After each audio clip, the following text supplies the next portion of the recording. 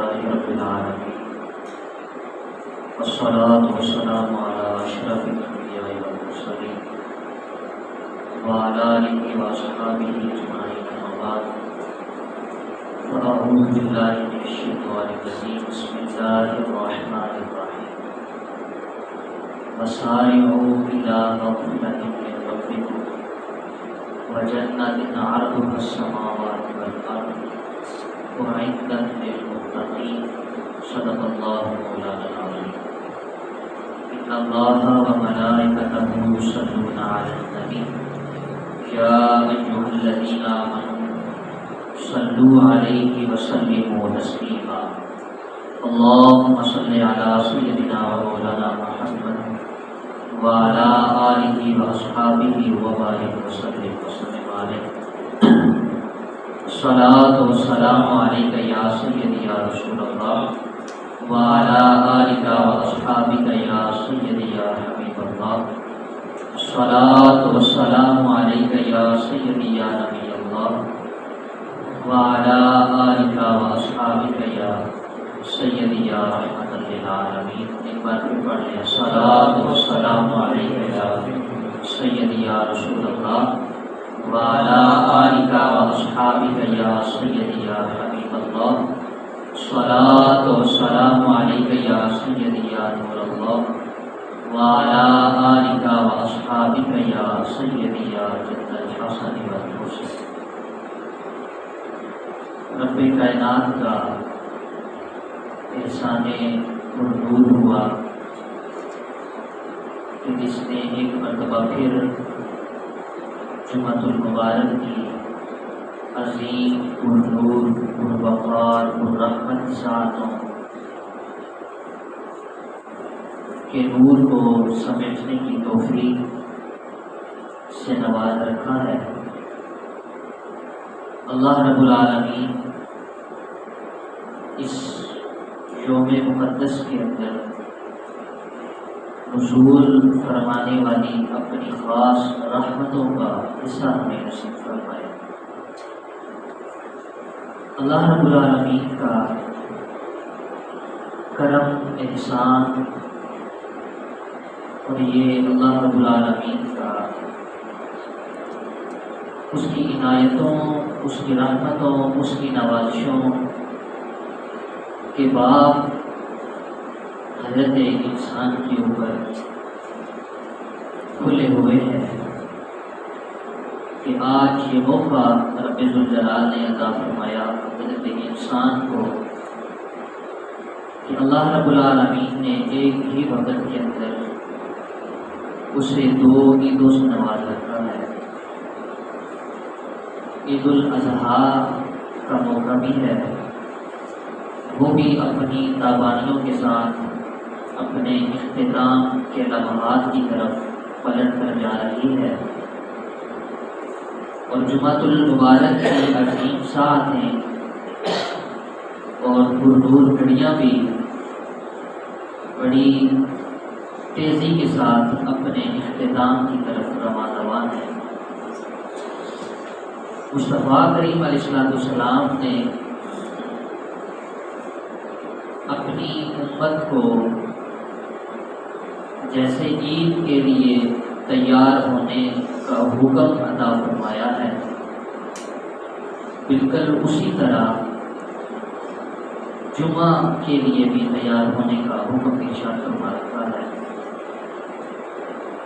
جیسے فرمایا کہ عید کے لیے تم نئے کپڑے پہنتے ہو، خوشبو لگاتے ہو اور اچھا لباس استعمال کرتے ہو، اچھے جوتے استعمال کرتے ہو، اچھی ٹوپی تم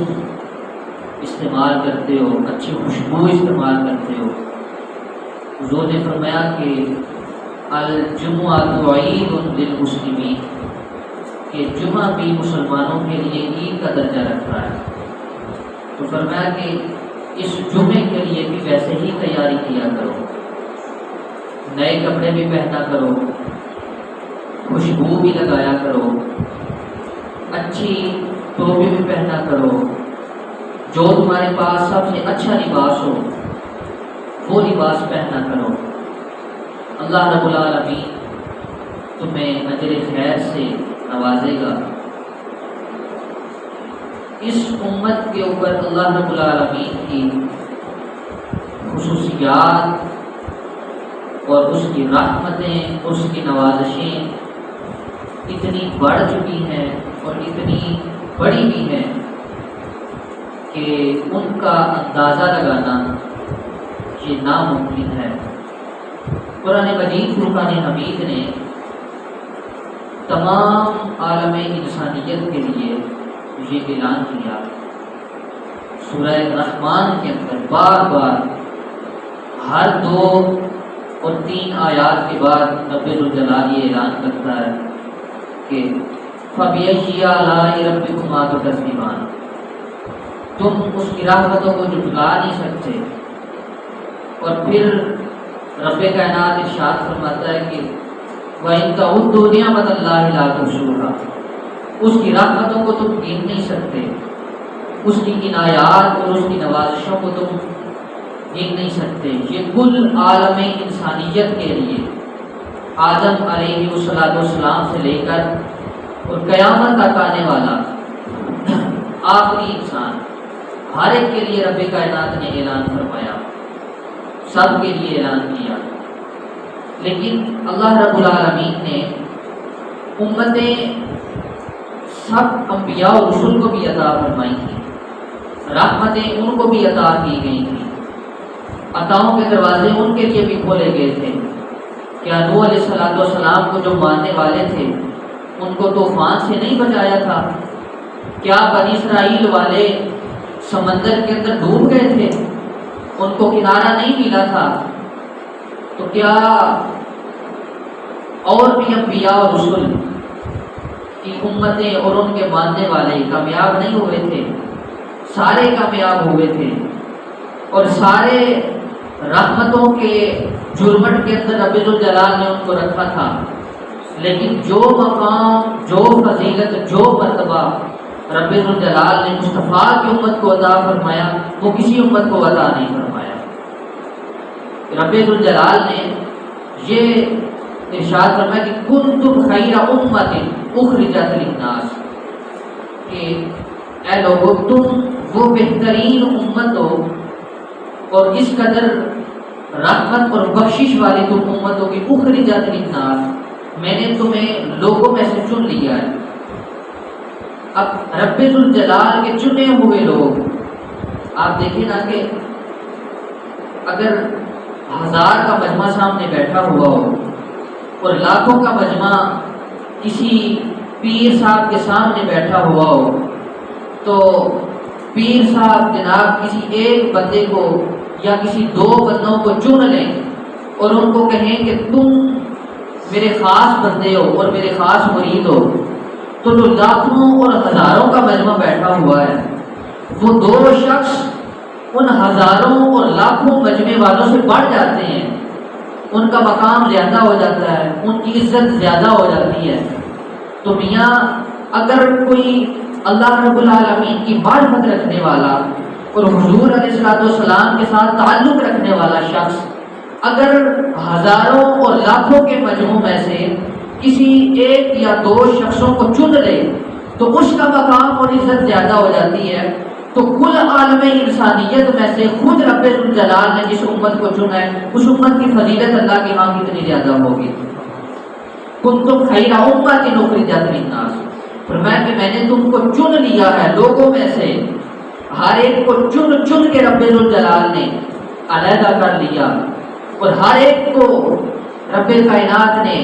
سائڈ کے اوپر کر لیا کہ اس فلاں شخص کو میں نے اپنے محبوب کی امت کے اندر پیدا کرنا ہے اور اس کو سردار اپنا محبوب عطا کرنا ہے۔ یہ رب الجلال کی عنایتیں ہیں، اور پھر اس قدر رحمت اور اس قدر بخشش رب الجلال نے اس امت کے لیے کھول رکھی ہے، اور اس کی رحمتوں، اس کی عنایتوں کے دروازے اس قدر کھلے ہوئے ہیں کہ حضرت انسان اس کا اندازہ نہیں لگا سکتا۔ چھوٹے چھوٹے کام ہوتے ہیں، رب الجلال کی ذات بہانے تلاش کرتی ہے کہ فلاں بندہ کچھ کر لے، فلاں بندہ کو چھوٹا سا عمل بھی کر لے تو رب الجلال کی رحمت تیار بیٹھی ہوتی ہے، تو پھر انسان چاہے جتنے بھی گناہ لے کر جائے اللہ رب العالمین نہیں دیکھتا۔ کیا میں آپ کو مصطفیٰ کریم علیہ السلام کا فرمان نہ سناؤں جس کو امام احمد بن حنبل نے اپنی مسند کے اندر نقل کیا؟ سیدنا ابو ہریرہ رضی اللہ تعالیٰ عنہ فرماتے ہیں کہ مصطفیٰ کریم علیہ السلام نے فرمایا، حدیث قدسی ہے، حضور نے فرمایا اللہ فرماتا ہے، حدیث قدسی ہے۔ اور حدیث قدسی، اس بات کو بھی یاد رکھیں، حدیث قدسی وہ حدیث ہوتی ہے اور وہ اللہ کا حکم، وہ خدا کا قول، خدا کی بات وہ ہوتی ہے جس کا ذکر قرآن کے اندر نہیں ہوتا،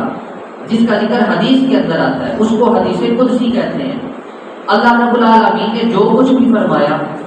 حدیث وہ ہوتی ہے جس کو صرف حدیث کہتے ہیں۔ حدیث وہ ہوتی ہے کہ جس کو ہم یہ کہتے ہیں کہ مصطفیٰ کریم علیہ السلام نے یہ بات فرمائی ہے، جیسے کہ حضور علیہ السلام نے فرمایا کہ تم عملوں کا دار و مدار نیتوں کے اوپر ہوتا ہے۔ یہ مصطفیٰ کا قول ہے، خدا کا قول نہیں ہے، اس کو حدیث کہتے ہیں۔ اور جہاں یہ لفظ بولا جائے کہ حدیث قدسی ہے، تو حدیث قدسی کا مطلب یہ ہوتا ہے کہ رب الجلال کا وہ حکم، رب الجلال کی وہ بات، رب الجلال کا وہ قول جس کا ذکر قرآن کے اندر نہیں آیا، جس کا ذکر مصطفیٰ کی زبان سے ڈائریکٹ خدا نے بیان فرمایا، اس کو حدیث قدسی کہتے ہیں۔ حدیث قدسی ہے، مصطفیٰ کریم علیہ السلام نے فرمایا، رب یہ فرماتا ہے، اللہ یہ فرماتا ہے کہ محبوب آپ اپنی امت سے کہہ دیں اور آپ لوگوں سے کہہ دیں کہ جو شخص میری طرف ایک قدم چل کر آتا ہے، میں اس بندے کی طرف 2 قدم دوڑ کر جاتا ہوں۔ جو شخص میری طرف ایک بالشت چل کر آتا ہے، میں 2 بالشت اس کی طرف دوڑ کر جاتا ہوں۔ اور پھر آگے مصطفیٰ کریم علیہ السلام نے فرمایا، رب الجلال یہ فرماتا ہے، حضور فرما رہے ہیں کہ اللہ یہ فرماتا ہے کہ میرا کوئی بندہ میرا، حتیٰ کہ وہ آسمان اور زمین کے برابر گناہ لے کر اپنے نامہ اعمال کے اندر میری بارگاہ میں آ جائے، زمین اور آسمان کے برابر اس کے گناہ ہوں، وہ میری بارگاہ میں آ جائے اور یہاں پر آ کر سجدہ ریز ہو جائے، اور پھر اس کے بعد ہاتھ اٹھا کر وہ میری بارگاہ میں توبہ کر لے اور اس کی آنکھ سے ایک آنسو نکل جائے،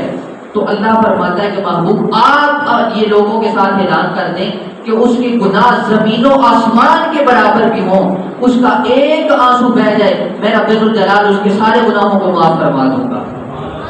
سارے گناہ معاف کر دوں گا۔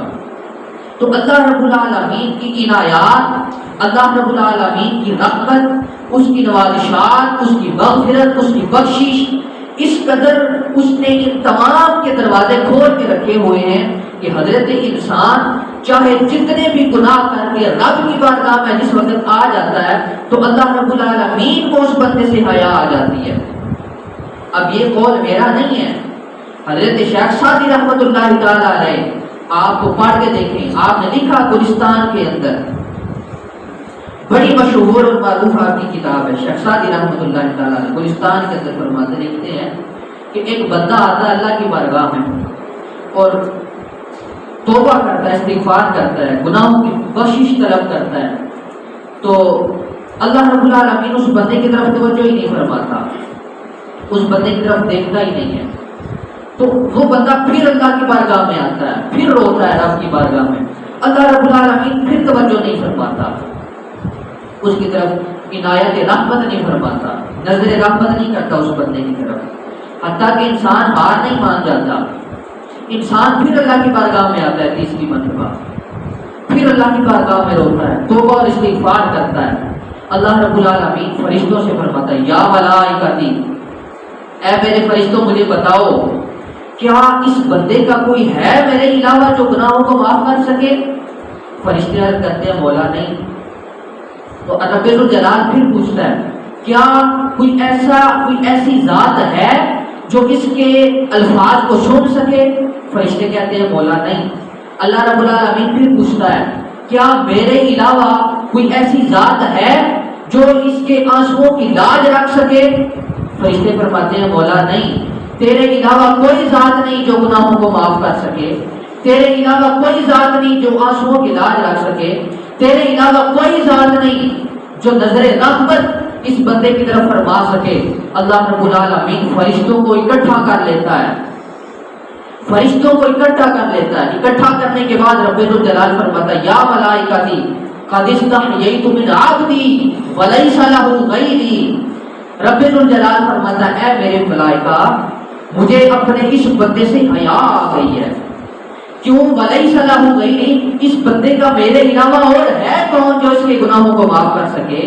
جو اس کی بخشش کر سکے، جو اس کی مغفرت کر سکے۔ قد استحییت من عبدی، مجھے اپنے بندے سے حیا آ گئی ہے۔ تو فرشتے پوچھتے ہیں مولا ہمارے لیے کیا حکم ہے؟ رب الجلال فرماتے ہیں اب میرا بندہ جو ہے،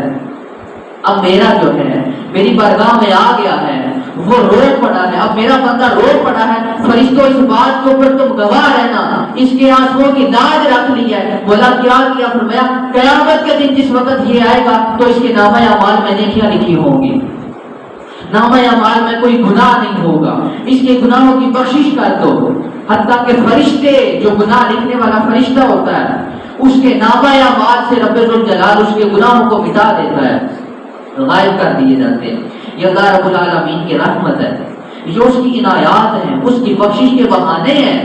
حضرت شیخ سعدی رحمۃ اللہ تعالیٰ علیہ فرماتے ہیں کرم بھی لطف خدا بندگار، گناہ بندہ کر دست وحوش ابصار۔ حضرت شیخ سعدی فرماتے ہیں اے بندے خدا کا کرم دیکھ اور اس کی رحمت دیکھ، اس کی عنایات دیکھ کہ گناہ تو کرتا ہے اور شرم تیرے رب کو آتی ہے۔ گناہ بندہ کرتا ہے، جھوٹ بندہ بول رہا ہے، ہیرا پھیری انسان کر رہا ہے، قتل و غارت انسان کر رہا ہے، فریب اور دھوکہ انسان کر رہا ہے۔ جو گناہ اس دنیا کے اندر موجود ہے، کسی کی حق تلفی انسان کر رہا ہے، جھوٹ انسان بول رہا ہے، خون انسان بہا رہا ہے، اور جو کچھ انسان گناہ کر، سارے گناہ اس انسان کے وجود کے اندر پائے جا رہے ہیں۔ اللہ رب العالمین جس خدا نے اس انسان کو پیدا کیا تھا اس رب الجلال کی بارگاہ میں انسان آنا بھی پسند نہیں کرتا۔ جس خدا نے اس کو مال عطا کیا تھا اس مال کو اللہ کی بارگاہ میں خرچ کرنا انسان پسند نہیں کرتا۔ جس رب الجلال نے اس انسان کو صحت عطا کی تھی اس صحت کو انسان اللہ کی بارگاہ میں لا کر خرچ کرنا پسند نہیں کرتا۔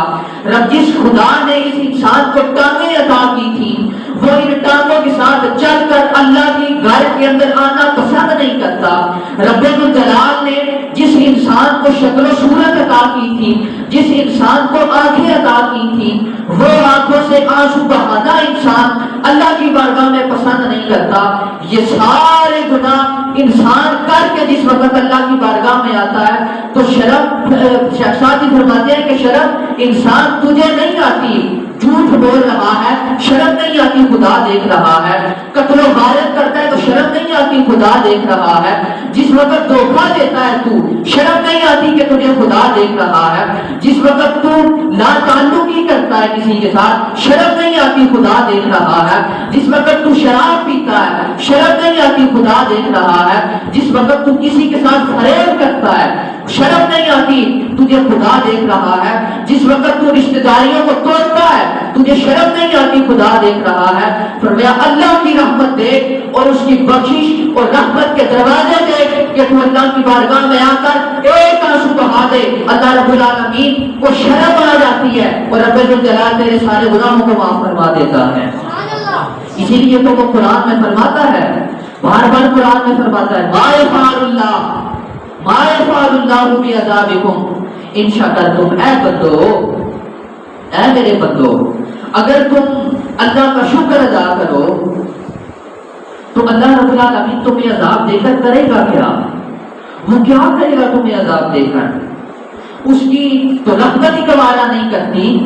کہ جس پیار اور محبت کے ساتھ جس نے حضرت انسان کو تخلیق کیا، الذی خلقک فسواک فعدلک، جس نے اپنے دست قدرت کے ساتھ حضرت انسان کی شکل و صورت بنائی ہے، وہ کیسے رحمت گوارا کر سکتی ہے